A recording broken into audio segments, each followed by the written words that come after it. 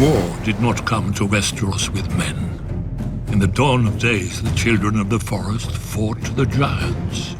But neither race sought to destroy the other, or lay claim to the continent. They couldn't. The children hunted and fought with dragon-glass arrows and spears, and the giants had only the branches they pulled from trees. Nor could both races fill more than one of the Seven Kingdoms of today. Then the southern deserts coughed up a new race, the first men, who had crossed the narrow sea over the Armored Dorn. Unlike the children and giants, the first men lived in huts and villages and farmed the land to eat. And there were so many. As the numbers swelled, men needed ever more fields and timber.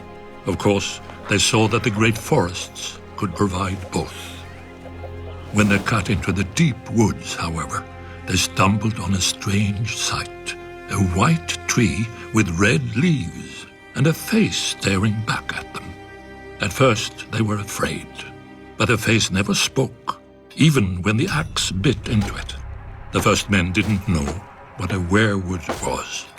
They didn't know that a weirwood grows forever if left in peace, or that the native children believed their spirits went into it after death.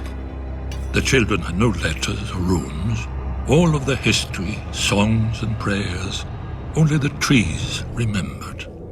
When the children looked at the cleared fields, they saw not white stumps, but their ancestors now lost forever, with their bones stolen to line the invaders' walls. Driven mad by grief, the children attacked. The first men had never seen a weirwood, but the children had never seen bronze. Their dragon-glass arrows glanced off the first men's shields, and their armor of woven bark split beneath the first men's swords. As the war raged, the children resorted to the one advantage they had, the magic of their old gods.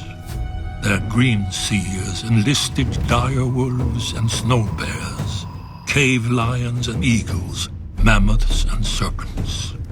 In return, the first men cut down and burned every weirwood they could find, fearing that the children would spy on them through the faces in the trees.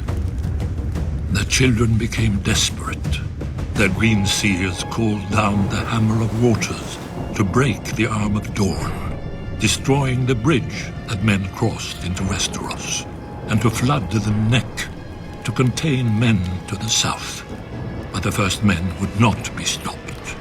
Fearing extinction, the children combined their powers for one last spell that would save their people and their land from the invaders. By themselves, the children were too few to resist the onslaught. But if they could turn men's numbers against them? After hundreds of years and untold death and destruction, the wisest heads of the children and the first men finally prevailed. The children couldn't win this war, and the first men didn't want to win, fearing the cost of victory. Heroes and rulers on both sides met upon an isle in the God's Eye to form the pact.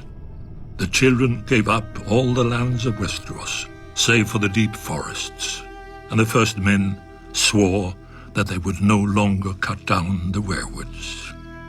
Thus ended the Dawn Age and began the Age of Heroes. Yet after the dawn must come the night. The great evil that the children unleashed in the war returned centuries later, and only an alliance between the children and men defeated it. Now it comes again, when the children are a shadow of what they were, and men have long forgotten. But the trees remember, and Brandon Stark must learn. Or, as we watched the first men, so we will watch the last.